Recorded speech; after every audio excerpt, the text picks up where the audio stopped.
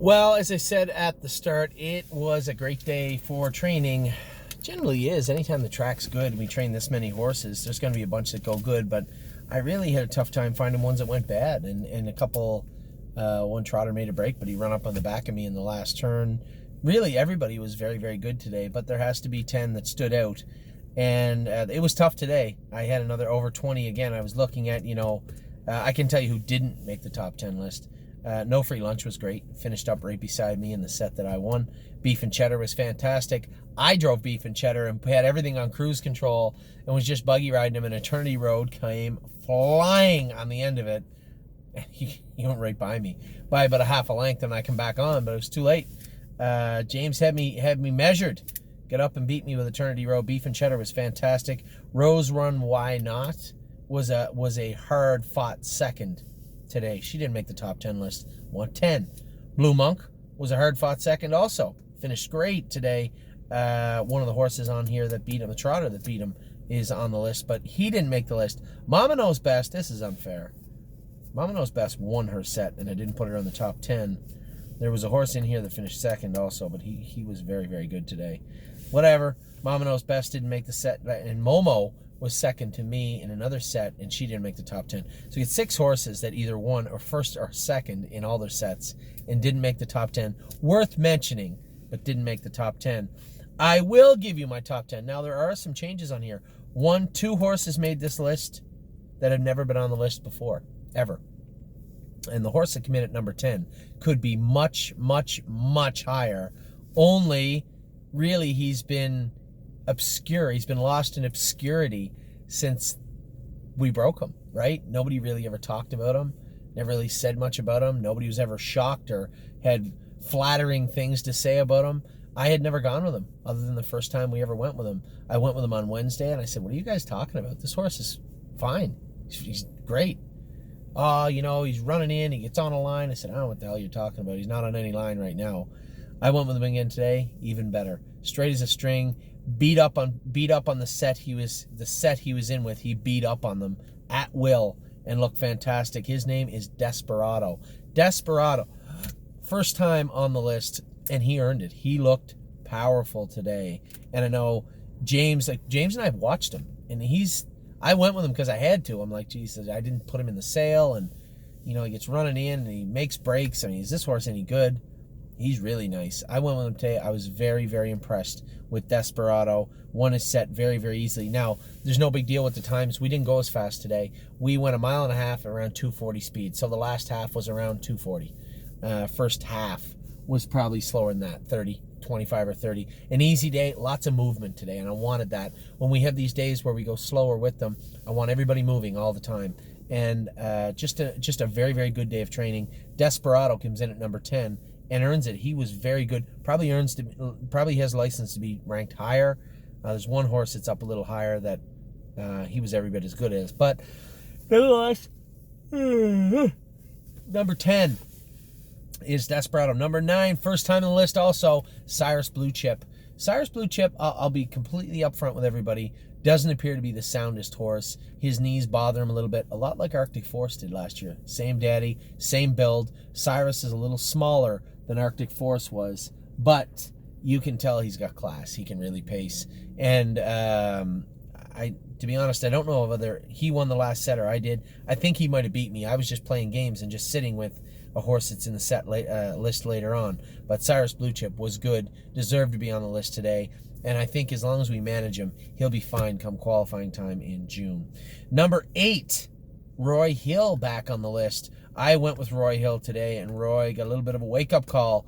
Roy was used to sitting at the back and kind of going through the motions. I moved him twice to the front and had him finishing up very hard. Roy Hill was the Roy Hill I remember. Roy Hill is a legitimate powerhouse. And I'll mention it to everybody right now. You have the Mohawk Millions where everybody had to pay $110,000 American to race for $1 million whenever they race it. There's a much smaller version sort of that in Ohio. I forget what it's called. You have to pay $10,000 next month. And if they don't, it appears to me that the race is drawn in lots. So I'm assuming if 14 horses enter, they draw a 9 out. 10 out, 9 out. I guess they draw 9 out and the other 5, 6 get their money back. I'm interested in paying Roy Hill into this stake race. I think this horse got a lot to offer, and he's only going to get better. And I'm intrigued, and I'm going to lobby here now. So March 15th, I would like to pay $10,000 to pay Roy Hill into Masterminds. I forget what it's called. Anyway, it's right on the tip of my tongue. The payment for it is next month. It's raced in the middle of the summer in between stakes, so it's Ohio's version of the Mohawk Millions, except it's not the millions, it's the Ohio 100,000. So I would like to pay Roy Hill into that. We'll see how he trains, but he looked great again today. Every time I've gone with him, I thought he looked tremendous, and today was no excuse. He was very, very good. Also, horse said, I put it number 7 because he made the list last week. He won a set. I don't know when the last time this horse has got beat training. Now, he hasn't been in with any of our killers just yet, but he's a little scrawny little bugger, and he's got a bad attitude, but he can sure trot when he wants to. Fox Valley Britska. He was good again today. James moved him out in the middle of the pack, and he just blew by them, and he kind of said see you later to Disco, and he was going by him with Blue Monk. But Blue Monks, I guess they're similar in that regard. Fox Valley Britska's got a lot to offer. A lot more than even he knows he has to offer. He's busy trying not to offer it, but when he does, he's impressive. So Fox Valley Britska, number 7 today, and he deserved to be number 7. Number 6, where are you at, number 6? Number 6, Eclair AM. And this was the horse Cirrus Blue Chip might have beat me at the wire, but I had moved.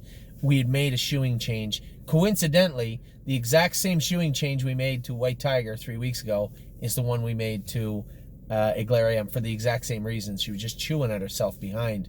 Made a little change to her today, and what a difference. Just totally different horse. I was just sitting on her, and James came flying late. I didn't even bother starting her back up. James ended up going by me, and I come back around him again and let her rattle, and she looked very, very good. Eclair AM. We're going to have a lot of fun in Ohio and Pennsylvania and Ontario this year. I said this at lunch to Bill and his brother. I said it to James earlier. I said it to Danny. We've all talked about it because we have all kind of quietly recognized it. I don't know if we have a better horse than we've ever had, but we've never had this many good horses in one grouping in 1 year. You know, you look at Ohio, we could go up and down the list of all the horses, and I will at some point.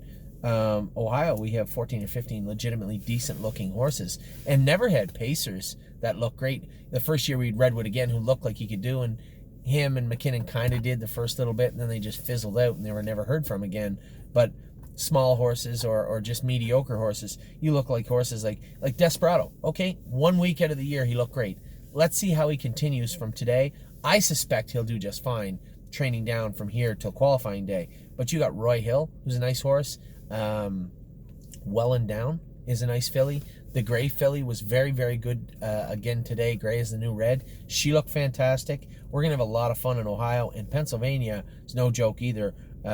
You'll see 2 more of our PA-bred trotting fillies are on this list inside of Eclair AM, who also is a Pennsylvania. This is Southwind Frank filly. So when you look at...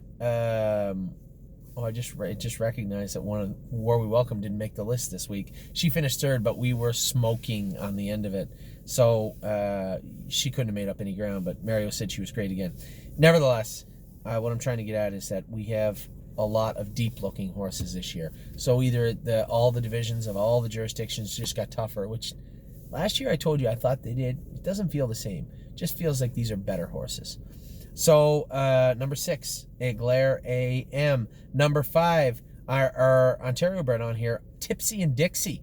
Won again today and looked very convincing doing it. I was very impressed with this filly. Both her and Can't Muscle Me. They just feel more comfortable on the track. They're supposed to. This is why we train them like this.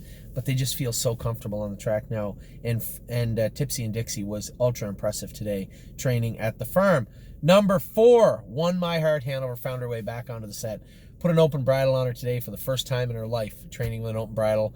And usually I just kind of sit and wait and kind of trying to work out a 2nd over, 3rd over trip and have her trotting hard on the end of it. Today I moved her twice and I put her on the front end, and with the open bridle on, she steered really good. And in the last turn, Momo came to me. Didn't make the top 10 list, and Momo looked like she was going to go right by, come roaring up alongside of me, and Won My Heart. Hanover almost felt like she was going to go right through her Buxton and drove away.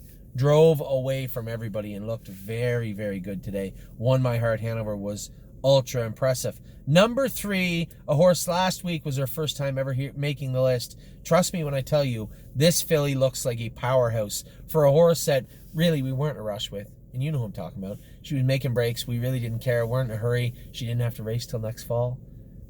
Last week was the first week she had the hobbles on. We put her in play and she looked good. How would she do this week? I just came first over today and beat a bunch of decent horses with her. Jazzy Judy was very, very good. And she has finally decided my ignorance and my stubbornness was much higher than hers. I wore her down. I got a black belt in stubbornness. And Jazzy Judy found that out because she's decided now that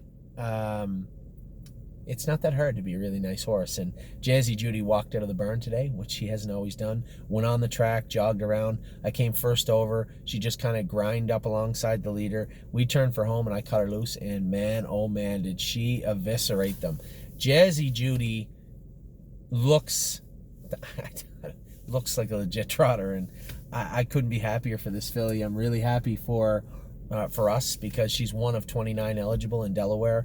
But just happy for the filly that she finally put it all together. So number 3, Jazzy Judy. Number 2, Frilly Fringe. I'm going to give number 2 to 2 horses. I apologize. I put them both under number 2, but they both deserve to be number 2. They were both flying at the wire. Both of them worked hard. Both of them looked very, very good. One in Pennsylvania, one in Ohio. Talking about Frilly Fringes and Miss Meringue. Both of them trained very, very good today. Miss Meringue was flying on the outside in the far turn, which is good because she's had her trouble making breaks. James cut her loose 3 deep in the last turn. She was coming 100. And Frilly Fringes, I was just kind of leaving her alone. I didn't want her to make a break in the turn. Not that she likely would anyway, but I just left her alone. We come out of the last turn. She also has an open bridle on, and she saw Miss Meringue coming, and they were doing some trotting down by the wire.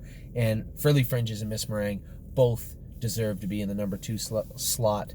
Both were very, very impressive today, and number 1 is no shocking. He's going to be here for a while, I think. Eternity Road, again, I put him and War We Welcome Him with pacers today, and good pacers today. And I had Beef and Cheddar on the front, and it just felt like he was a racehorse in the last turn, and I shut him right down. War We Welcome was about to tip off my back, and here's somebody coming. I look over, and Eternity Road he just looked like an aged horse. He inhaled Beef and Cheddar halfway down the lane, and I start him back up, and he's coming. Now he's really trotting, and I'm really pacing, and we're flying at the wire, and he did still beat me in the turn I come back on, but Beef and Cheddar he caught me by surprise. I know that Eternity Road can go fast, and is that fast, but to explain and articulate and paint the picture of how fast he was going, I looked over thinking I'm well in hand with Beef and Cheddar, and in a blink of an eye, I was completely inhaled by Eternity Road, and just a very, very good mile from Eternity Road. I was extremely impressed. So, that's it. That's your top 10 list. It was a little interesting today. I was happy, couldn't be happier to see Desperado make the list, Cyrus Blue Chip make the list, Jazzy Judy climb the ladder. I'd say Jazzy Judy's about maybe 3 weeks from tackling some of our best trotters. So it's getting exciting. It's getting really cool, and just a great day. So for me, for everybody at the stable, for Bill and his brother all the way from Ohio, thank you very much. I'll be back in a minute. I still got to talk about the 2-year-olds, still got to talk about the 3-year-olds. My phone is trying to die, so I will have to go. Take care.